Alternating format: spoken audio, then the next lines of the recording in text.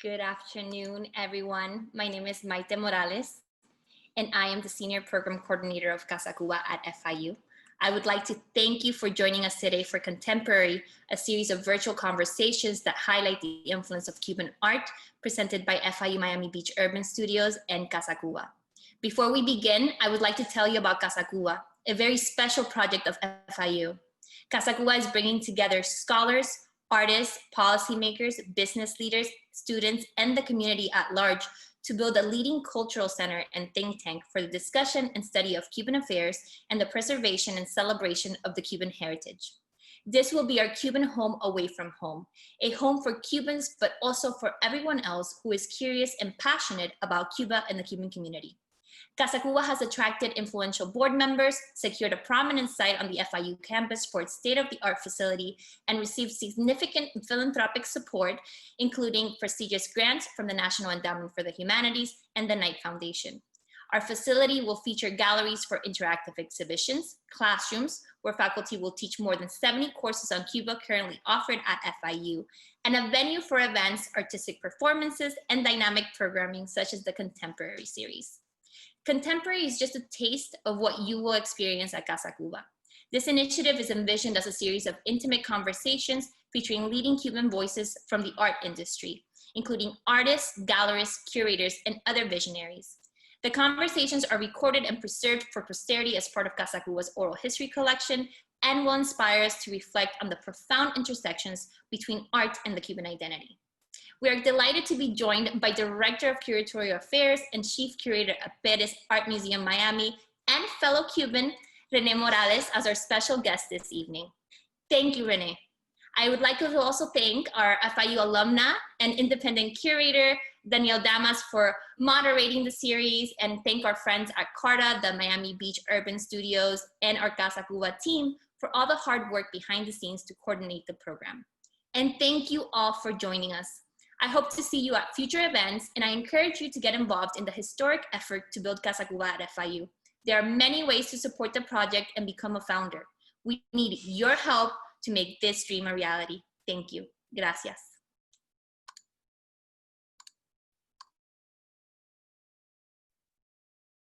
Maite, thank you so much for your kind introduction. I am so grateful and excited to present our third guest speaker of Contemporary, René Morales, Director of Curatorial Affairs and Chief Curator at Pérez Art Museum Miami. René has organized over 50 exhibitions at PAMM, some of which he will share with us tonight. A few of these exhibitions include artists such as Christo, Dara Friedman, Sarah Oppenheimer, Marjetica Potrc, and Amelia Peláez. Morales is currently working on a major career survey of the work of Gary Simmons and has spearheaded numerous major acquisitions for PAMM's permanent collection. This includes a set of nearly 400 works from the Sackner Archive of Concrete and Visual Poetry, as well as over 50 works purchased from PAMM's Collectors Council. Prior to joining PAMM, formerly Miami Art Museum, Morales worked at the Museum of Art at Rhode Island School of Design, where he co-organized island nations' new art from Cuba, the Dominican Republic, and Puerto Rico. Morales, who grew up in Miami, received his BA from Swarthmore College and his MA in art history from Brown University. René, thank you so much for joining us today. I know you must have a very packed plate these days, and we are all very excited to have you joining us tonight. I think I speak for all of us tuning in that we are lucky to have a beautiful museum like PAMM in our city, and are even luckier to have a great educator and leader like yourself sourcing the type of art that speaks to the community. Thank you, Danielle. Thank you and thank you very much for the invitation. I'm very happy to be here. Thank you. So I know you have prepared a slideshow for our conversation tonight, and I'm personally very excited to get started and talk about your personal career journey and curatorial interests. But I'd also like to invite anyone tuning in tonight, if you have any additional questions that we might not cover, please feel free to send them to us through the Q&A. I'll try my best to get through all of them, but sometimes time does run out. So for anything that we don't get to tonight, I'm more than happy to answer them in a separate email later on. So with that, why don't we pull up the PowerPoint and kind of get started at the beginning. Okay, so how did you first begin in the art world? Like what made you feel attracted to this kind of career path, and what were you first, looking towards at the beginning? Well, I had always loved art. I grew up here in Miami, and I grew up going to the CFA, the predecessor institution for Miami Art Museum, and eventually Pérez Art Museum Miami. And yeah, I'd always just sort of been naturally drawn to it. I have just like so many ways of answering this question of how I came in, but one of those involves my sort of academic experience. I was studying at Swarthmore. I was studying cognitive science with a concentration specifically on visual perception. And I was just really always fascinated with the connection between the eye and the brain and the mind, all sort of different things that work together to help us see. And along the way, I kept coming across these really interesting texts that were really more coming from the direction of art theory. And I ended up just really diving into that. After college, I got a job at a lab and realized I did not love working in labs, just personally. And I decided to go into grad school for that, to pursue my second major. I had majored in psychobiology with visual perception as a focus, and double majored in art history. Never really thinking that I was going to go down that route, but then I totally did. Wow, that's actually really funny you mentioned that, because I had a similar undergrad experience. I dual degreed in psychology and studio art, not thinking that I would go towards art, but it's just that calling. Like I guess it's something that you can't really deny. You have to go towards it. It's just such an important part of our existence. So we finally got the slide up. I know we have here a piece by Keith Gannon. Well, and the slide is, do you want to speak a little bit about it? Sure, yeah. I think this is it comes at a good moment, this slide. I was just talking about how I, that summer after undergraduate, I decided to apply for grad school. I ended up going to Brown University, really thinking that I would pursue a straight art history, more academic track. And then at some point, Brown allowed me to, rather than being a TA, they allowed me to serve as a research assistant at the RISD Museum, the Rhode Island School of Design Museum, just down the hill. Which is one of those things that at the time that, I didn't realize how significant an effect that would have on my life. But it was really game changing.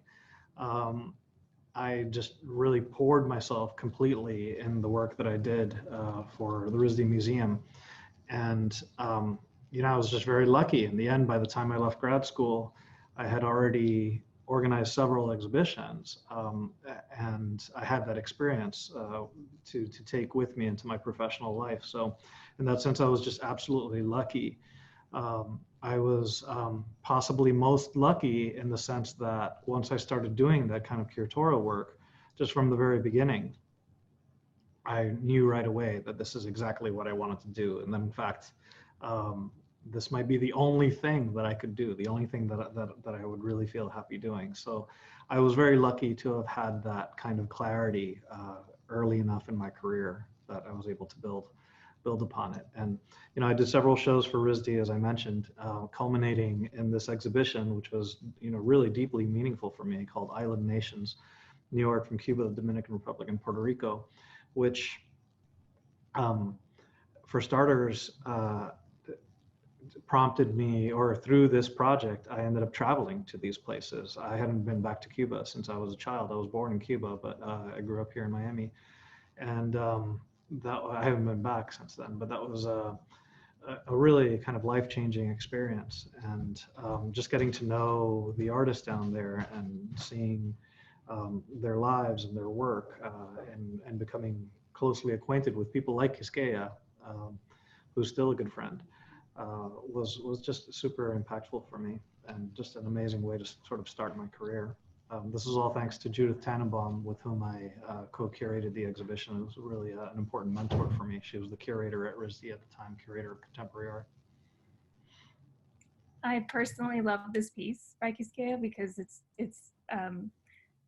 interesting that you study perception, and it obviously reflects in your curatorial decisions, because this is it's almost documentation. It's documentation of a performance that she did, where it was this sensory experience for people that were taking this ice cream that was supposed to be saltwater, correct? That's right. Yeah, it's ice cream made out of salt water from the Caribbean Sea. Mm-hmm. Yeah. And yeah, it's a photograph, but it's also a performance, and that was really cool, being able to not a performance so much as that you what you do is, when you present this work, you work with an ice cream maker, or you produce the ice cream, and you have that ice cream available in your exhibition space. We were able to do that both in Providence and here in Miami Art Museum when we took on Quisqueya's solo show a few years later. So what necessarily brought you back to Miami? Well, you know, I had been in Providence for almost 9 years at that point. That's a long time to be in Providence, and I love Providence. So it's just, it will always have a special place in my heart. But you know, Miami just has a very, very strong gravitational pull. And actually, I have a better answer to all of this. So over the years that I was in grad school in particular, and even going back in undergrad, you know, obviously I would come home over Christmas and sometimes Thanksgiving in the summers. I had like no money, so I was taking the Amtrak all the way from Providence, first Philly, and then from Providence all the way down to Miami. I can tell you how many times I took the train or the bus all the way up and down the eastern seaboard. But anywho, every time I would come down, I would notice that there was a lot of energy brewing down here artistically. You know, I grew up here feeling rather, you know, hungry, starved, in fact, for artistic experiences and cultural experiences, which at the time, when I was in high school, I didn't really, I thought that it wasn't happening much, that there wasn't much to offer. In retrospect, it's so obvious to me that there was a lot going on. It was just that I wasn't in a position to perceive it. I didn't know what was happening. But as I started getting older and during these visits, I started noticing that, you know, there was this incredible energy and this dynamism brewing, this great art community that was just growing and becoming much more robust. And at one point, I just realized that I wanted to come home and be a part of that. I wanted to contribute, to kind of get into get in on the ground floor of that, and to help build it. So that was a big part of it. And I just cold called the Miami Art Museum. Peter Boswell, another very important mentor for me, was just incredibly generous and open to me, that you know, I will always be very grateful for the role he played in helping me come back home. Has and anyone I've been here since then. Yeah. Has anyone ever cold called you at the PAMM? Oh yeah, a few times, yeah. yeah. So I moved back down, and the first significant project that I did, which I co-organized with Lori Mertes, who's now the director at Locust Projects here in town, was the show called Miami in Transition, which was essentially about the real estate boom. You know, when I moved back down, Miami was in this, I mean, this feels like almost ancient history at this point, but Miami was in this very, very intense growth phase, with a lot of change happening, a lot of buildings being torn down and replaced. I mean, it was just an incredibly dynamic situation before it all kind of came to a you know, screeching halt with the financial crisis. And this show was about trying to understand those changes through the eyes of artists. And it gave me an opportunity to just very quickly get to know our community of artists, which is just, again, incredibly dynamic and diverse and just great bunch. I mean, wherever I end up as a curator, I will always want to have a strong artist community to work with. That just it's such a source of energy and such a source of inspiration for me as a curator. That yeah, it just means a lot. So this show was not a huge show, but it really really was very impactful and opened a lot of doors for me, literally. I mean, it's interesting because this happened, like you said, right before the financial crisis of 2008, but it is still something that seems prominent now. Like it picked up again, right? So Yeah.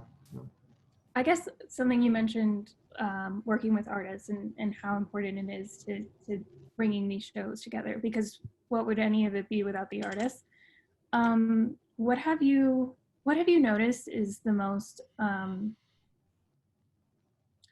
helpful thing that you can bring to an artist? I'm not sure. I think that's a good question for an artist. I think some of the I think I would say all of the most significant shows that I've done have been, or meaningful for me personally, have been meaningful because of the relationship that I've developed with the artists with whom I've worked. That relationship in and of itself for me has been just so productive. Even many years after the project is over. So I guess my hope is, to some extent, I might have helped. I might have had that somewhat of that effect also on some of the artists I've worked with, and it's really just kind of like any relationship that opens your mind a bit. It can just be the most productive thing for you, just to have someone kind of change your perspective a bit. Right. So, yeah. And then we have this one. Yeah. So, the slideshow is a little bit of, so I hate talking about myself. I figured a good way to do this might be to sort of let the work speak for me, and to sort of present a little bit of an autobiography in the form of installation shots. I should mention I've done, I think something like somewhere between 50 and 60 exhibitions for my current museum, Miami Art Museum / Pérez Art Museum Miami. So this is just a small selection, and I love all the shows equally. I have to put out that caveat. But this show I thought was, again, not a huge show, but it was quite ambitious logistically, and it kind of really indicates one of the many directions that I've pursued as a curator, just instinctually. It's funny, as you're doing it, you don't really know that you are, in fact, following these kind of routes, these concentrations, or that was the case for me. Only looking backward am I able to sort of identify a few avenues that have been kind of recurring themes for me. And one of them, as we mentioned before, I think it has a lot to do with my background in perception studies, is just all about the experience of the eye, the body, and the space. And that's what this show was about. It was about artworks that literally engage the floors, the walls, the ceilings of the exhibition space and the viewer's body. Basically, like this kind of like phenomenological approach to art. Yeah, these were pretty significant projects. That's Caterina Grossa in the background there, where we brought in this like huge amount of dirt, which she then spray painted. She was dressed up. She looked like a Martian with a ray gun, like spraying this whole space. And I thought it was just really beautiful, like just painting in space. And then in the foreground there, that's a big, that's a piece by Charles Ray called Ink Box, which is a steel cube that's polished in black on the outside, but it's empty on the top. It's an open cube, empty on the top. And we filled it with something like 2,500 pounds of black printer's ink. And it was just kind of amazing. You level the piece as you're filling it. And if you get it just right, like if it's even a little off, it doesn't work. But if you get it just right, perfectly level, it kind of transforms right in front of your eyes from an open steel cube filled with ink with what you could swear just looks like a closed, polished cube. Like I swear, you could stand in front of it and someone will tell you that's ink on the surface and you'll be like, no way, I don't believe it, and then that in itself kind of prompts this temptation to touch it, right? But if you touch it, then it like kind of punishes you, right? Yeah. So it has this like kind of charged relationship again between the viewer's body and the object in the space that I loved. So this is, I think in my career, I haven't shied away from logistically difficult projects. I've kind of taken a certain almost perverse relish in those kinds of projects. Although after having done a few, you really start to really respect them. You really start to respect logistical complications and understand that some of your choices can really affect a lot of people, and you want to be careful. Be courageous about it, but really be as careful as possible. Anyway. I understand that. I understand that. Some of my favorite projects too have been these projects that I thought that I couldn't do. Like I thought that they were just too much of a mountain, and when they're finished, you look back and you're thinking, wow. And doing these kinds of projects just gives you so much respect for prep crews and registrars and folks who make those kinds of logistically challenging things happen, sometimes just unbelievably complex challenges. There's so many hands. There's so many hands behind the scenes that make these playgrounds. It's interesting. A lot of these curatorial decisions that you make, I just keep going back to perception, but it's just the second you said that that's what you studied, it makes so much sense to me that you choose some of these topics because you are bringing this whole other kind of world and challenging what is perception, what we feel, how we are. And to have such an experience, it does create it's created with such a collective. And I see what you're saying about, respecting all of the hands that go into it because it is hard work. Yeah. One thing, I know that you had mentioned that show was near and dear to you. Do you want to speak a little bit about the transition from the Miami Art Museum to the Pérez Art Museum? Yeah, sure. I mean, it was just a total roller coaster ride. It's an experience I'll never forget, and I just treasure the memories of that transition. I'll mention it was very much a part of my job from the beginning.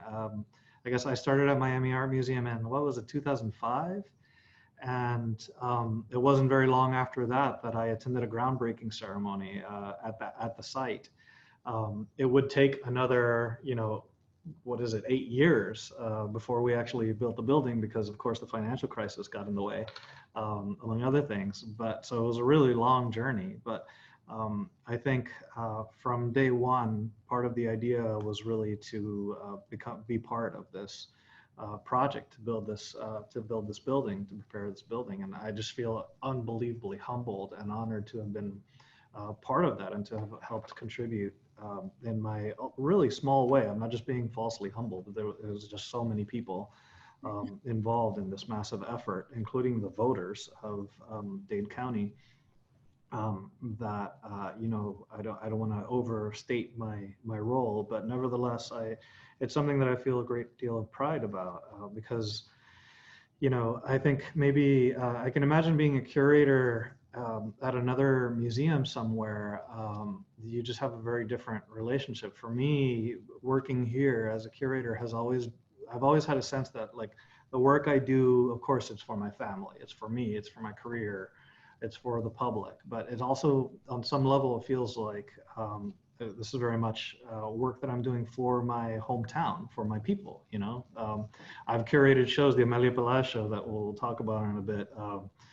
My main audience for that was like my mom and my aunt, you know what I mean? Like having that kind of personal connection really has colored my experience here in a good way. And you did mention that you started when you broke ground, or when you started at the PAMM, you had to start with 3 shows at once. Was that always the plan, or was it cut? Was it something you just added on, or? Yeah, it was, well, there were 3 curators who, and 15 separate spaces, 9 exhibitions. So we divvied up the work, and yes, I had 3 shows to do at once. And one of them was this show here, A Human Document, Selections from the Sackner Archive of Concrete and Visual Poetry, which is, that archive is a collection here in town, the collection of Ruth and Marvin Sackner, which deals with the merger of word and image. This was not a huge show in terms of square footage, but a huge show in terms of content. It was, I think, something like 180 objects in this in this show, and the scope was just mind-boggling. It went everywhere from like, a book by Stefan Mallarmé from 1898, all the way through all the isms: Italian Futurism, Dadaism, Surrealism, Bauhaus, all the way up to Situationism, and then into much more contemporary work up until just like more recent work, again dealing with this merger of word and image. So that was just a big scope, sort of intellectually, to try to encompass, like, there was just a tremendous amount of research to kind of be able to try to do justice to such a varied and such a large kind of landscape of artistic creativity. So yeah, this was a show that I loved, and eventually we acquired everything in this exhibition plus more, and total was something like 325 objects that we acquired, depending on how you count. It could be more or less. If you count the portfolios, it could be like hundreds more. Yeah, that too was really gratifying to be able to bring that into the collection, and I'm just always deeply grateful to the Knight Foundation and to the Sackners for making it happen, and Dennis Scholl, who helped spearhead the whole process. It's really interesting. I mean, just from this photo, how dynamic you made such an extensive collection of works come to life in the space, because oftentimes you see, a show that has so many works in it and it's just on a table, or, I mean, I see even the vitrines were given a lot of thought. With that special design, it's really interesting how you think of space in your work. Yeah, I mean, the way I organized the show is I went over the Sackners are just incredibly generous with their time and with their space. I was at their place once a week for almost a year, 1 day a week for about a year.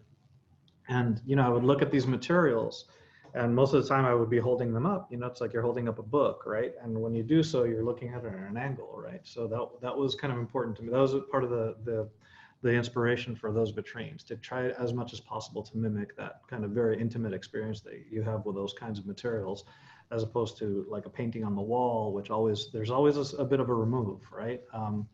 So anyway, it's just, I guess, curating when it's done thoughtfully. Curating is best when it's done thoughtfully, when even like the most mundane details, like the design of the vitrines, works with the material, with the art, not that it's not just sort of secondary to it or extraneous. Right. I do have a question here from one of our attendees. they ask, what is PAMM doing to stay connected to the community during this time? And well, when will it be open to the public? Okay, great. Yeah, well, we are looking to reopen soon in the next few weeks. We haven't announced a reopening date. We kind of delayed our reopening when things were looking really bad. We had this big surge starting in June. Things are better now. But we haven't announced the date yet, but that'll be coming very soon.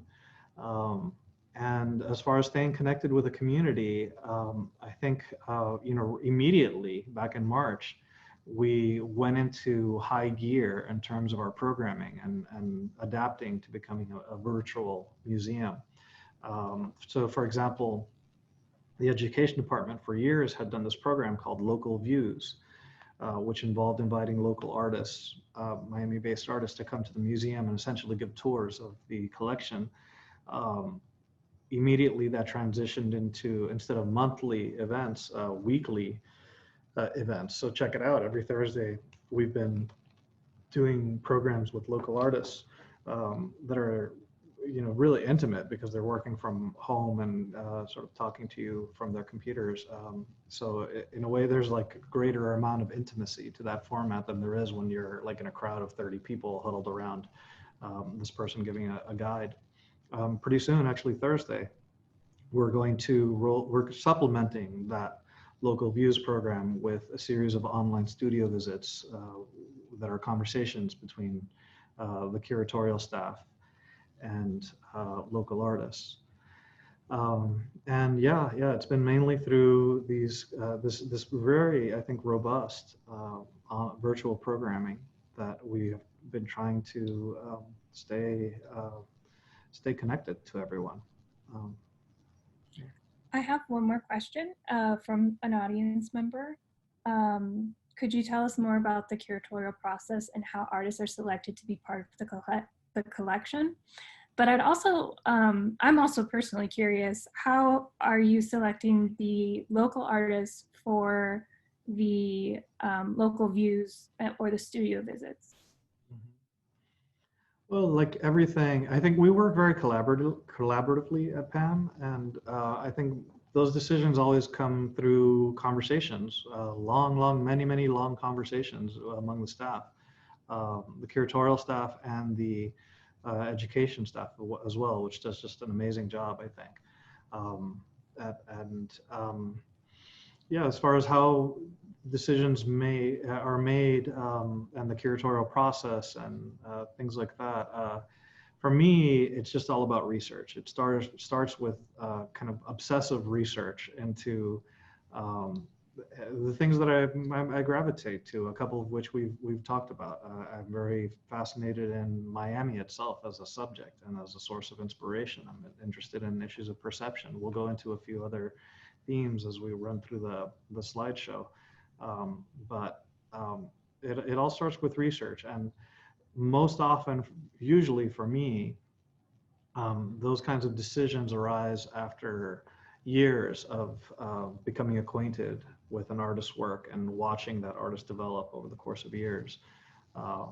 So yeah,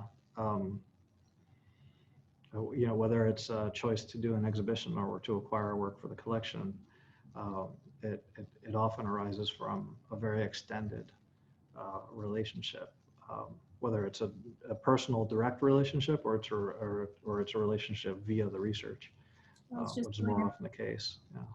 Yeah, I was just going to mention how you place such emphasis on the relationship between the artist and yourself, and that does take a number of years, I feel, to really understand a person and their process or anything about them. So yeah, that is very interesting. I wanted to put a plug a little bit earlier when we had that figure sort of standing in front of the centrist sign, that sculpture. That was by George Sanchez Calderon, and the reason, there's a bit of a stream of consciousness representation here, but he is an FIU alum, and we'll get to another FIU alum. So I wanted to just kind of give a shout out to FIU. You guys have created some really great cultural producers here in town. So anyway. Thanks for the plug. It's definitely great. This is another, in the upper left, this is another show that was one of those 3 shows that I organized for the inauguration of the museum in 2013. This is a show of the work of Amelia Peláez. And yeah, this I think points in the direction of another kind of category or avenue that I've often taken in my curatorial career, which, for lack of a better term, I often refer to mentally to myself as a kind of a material culture approach, one that kind of levels the hierarchies between artwork and regular objects. I mean, to some extent, I think that, you know, you can get as much, you can get a lot of information out of this bottle of Tylenol and its design as you can from an artwork. When you think about artworks as real objects inhabiting the world and having their own history or their own provenance, their own kind of journey through the physical world, you can draw a lot out of it. And in the case of the Peláez show, for example, as you can see, I incorporated, well, this one I co-organized with Ingrid Elliott. I incorporated real furniture and tablecloths from the era, and drew connections between those and the subject matter of her paintings. The idea behind the show was that, you know, people have talked a lot, I'll always kind of automatically talk about Peláez's work with respect to Cuban architecture, right? The vitrines and the arches and the columns and things like that. But I wanted to expand that just a little bit to just point out that really what she seemed to be focused on was craft and artisanship, the mark of the hand. And this was an interesting moment in Cuba in the 20s and 30s and 40s, in sort of her heyday as in her artistic development, when a lot of those traditional handicrafts were being replaced. You know, Cuba modernized very, very quickly, very, very intensely in the 20s and 30s, mainly in the 20s and 30s, right? To me, there's always been this element to her work that has been almost a, well, just a really fascinating irony, where on one hand, she's embracing the most current, contemporary, modernist visual language to express these rather old kinds of objects. So, you know, that again came very much out of this kind of material culture approach, which, by the way, is very much the influence of my wife, who is a design historian. Yeah, that has been another very productive kind of form of thinking for me in my work. Did she help you source some of this furniture? Not to source it so much, but she knew all about it and gave me a lot of perspective on everything, as she always does. That's wonderful. When you thought of merging those two together, the subjects that she's painting or the furniture juxtaposed against the paintings, did you see, or did you feel during that process of incorporating this that maybe it was more of like a gesture you wanted to show, or did you want people to feel like they were actually stepping into an environment? Like where do you see yourself having to stop and go in those aspects, like when it's too far, when it's too kitschy, or maybe this is just, you know? Yeah, no, that's a good point. Yeah, I tend to shy away from an actual like theatricality. You know, it's still very much about you know, observing these objects and thinking about them. You know, presenting in a way that is conducive to deep thought about these objects, as opposed to you know, necessarily like a more kind of escapist approach. So I don't know. And, you know, I think this show, like, I'll give you one example. There was a self-portrait of Amelia sitting in that same wicker chair, that Haywood Wakefield chair that was in the center there. And then right next to it, there was a vitrine with an archival photograph from the Cuban Heritage Collection at UM of Amelia sitting in that chair. So those kinds of connections between the objects and the paintings and the archival material, I think is just really kind of interesting to me, and I hope that it helps sort of stimulate the visitor and sort of bring the artwork and the period alive in one's mind, but without necessarily like recreating it. Like the idea is not to do a simulacra, but anyway, yeah. Okay, that's great. Yeah. I have a question here. How exactly does an artist approach a curator in order to begin to develop this relationship that we were speaking of? Yeah, I mean, I think this is Miami, this isn't MoMA. I think we're much more approachable here, and we welcome folks contacting us and letting us know. There is an email curatorial at PAMM.org that that can be used, or you can contact the museum at the visitor services desk, and they're always happy to pass along materials or anything. And then the other thing is just that, for, I don't know if this question is coming from an artist, but, something that's really important for both artists and curators is just be out there, right? This is a bit of a moot point right now because of COVID and social, all the obstacles to socializing, although people are starting to do things again.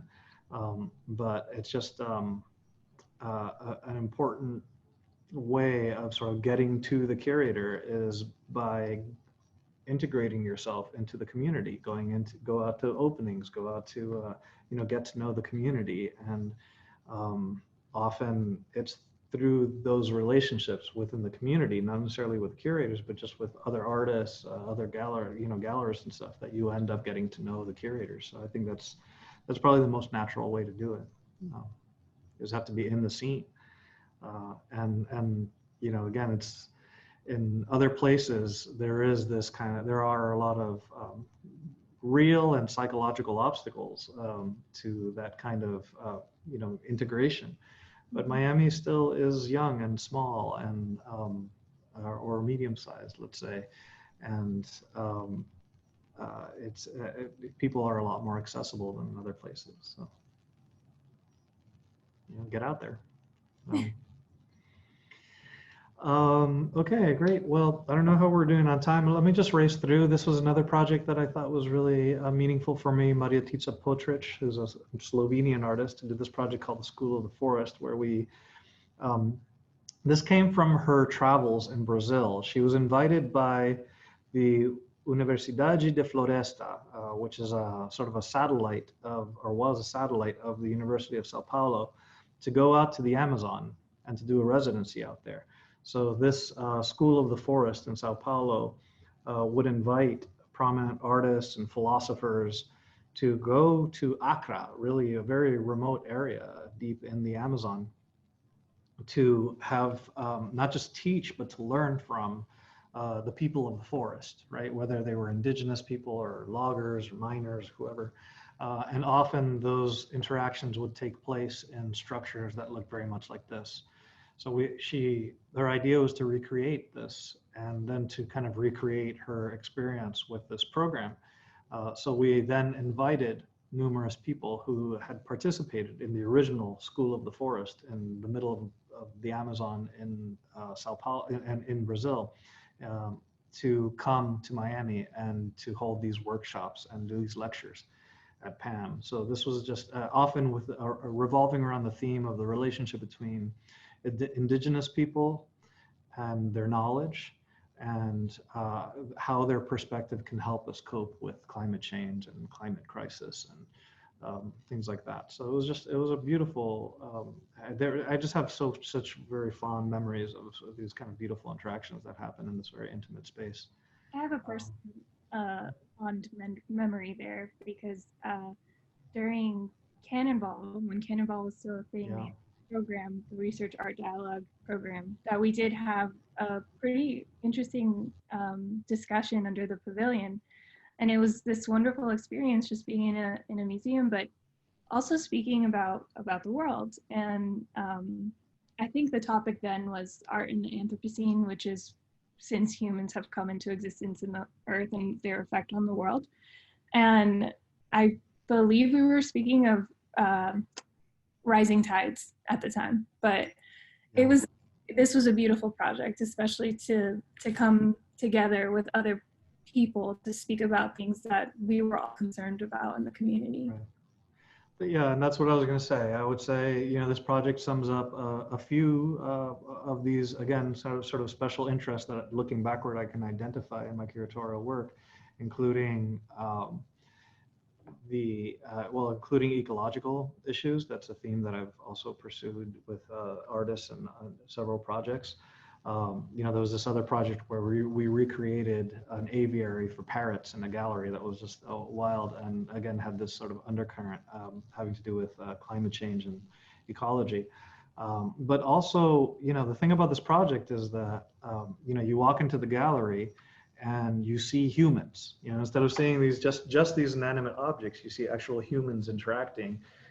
It's the technical term for this is relational art, right? Where the artwork is, the art object is de-emphasized, and the interactions that you might have with other humans within the space is emphasized.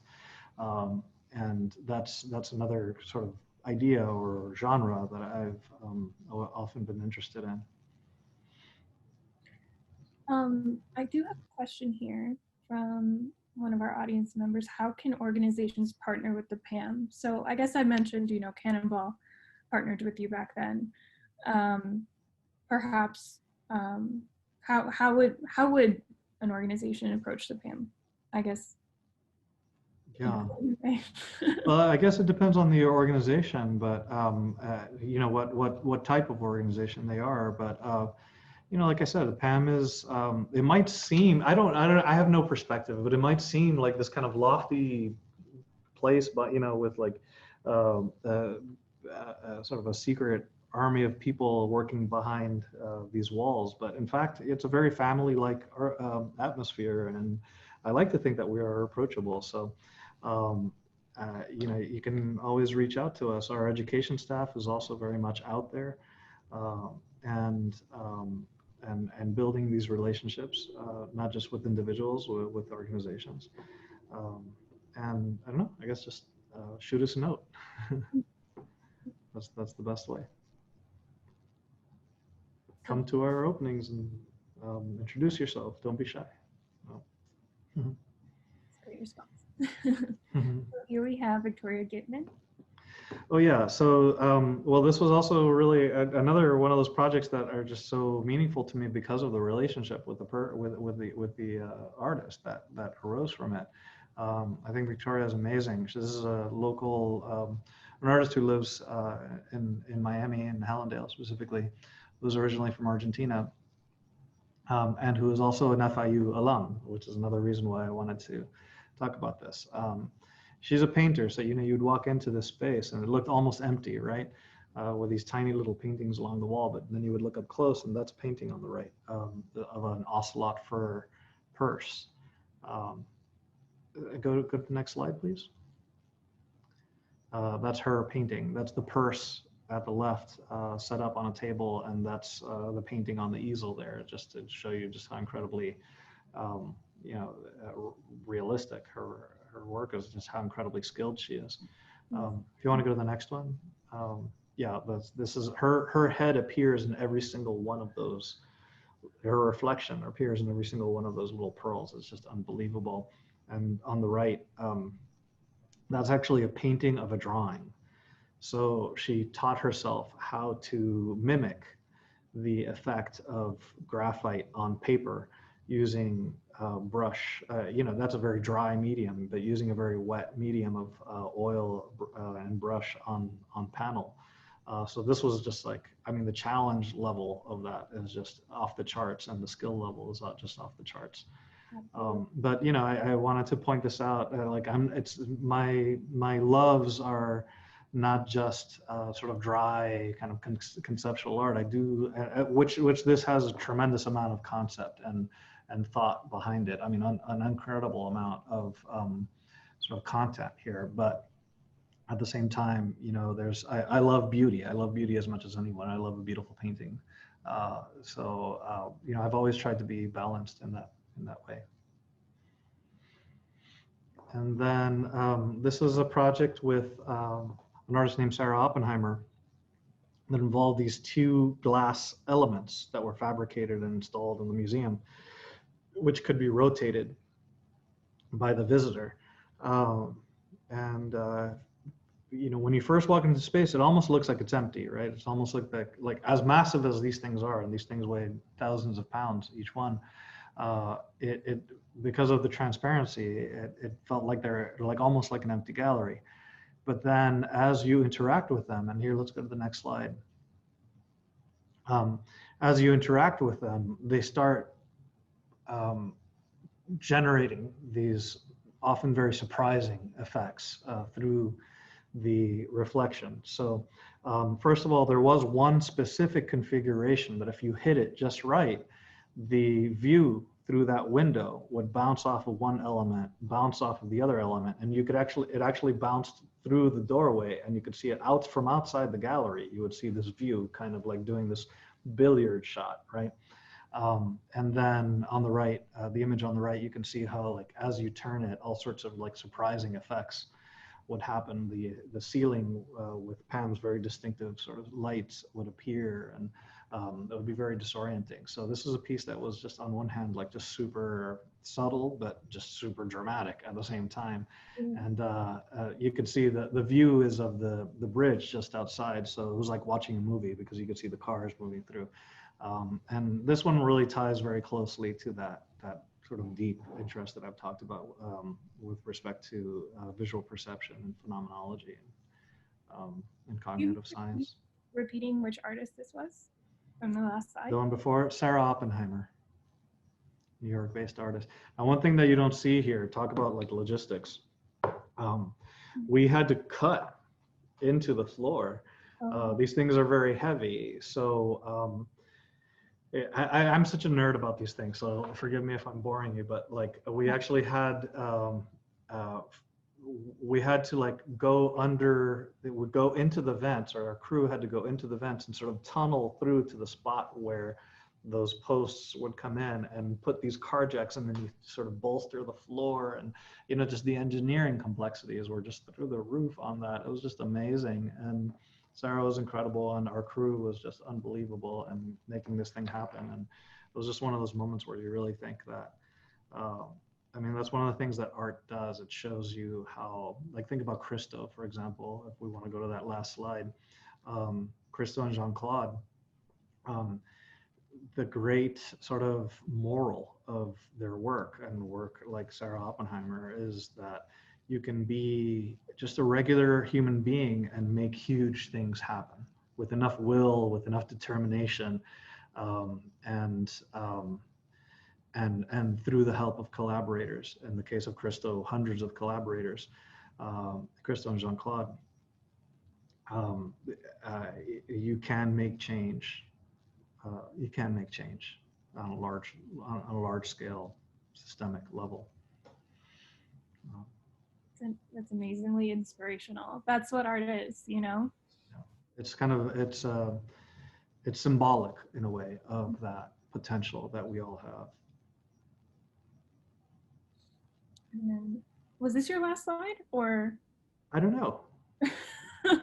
I didn't want to give shrift to Dara. Dara Friedman is a Miami-based artist, and that was a show. She's she's an artist, but she works primarily in film and video.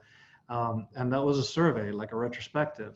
But it was a retrospective of an artist who works in this medium that is, in a way, not really conducive to a chronological presentation, right?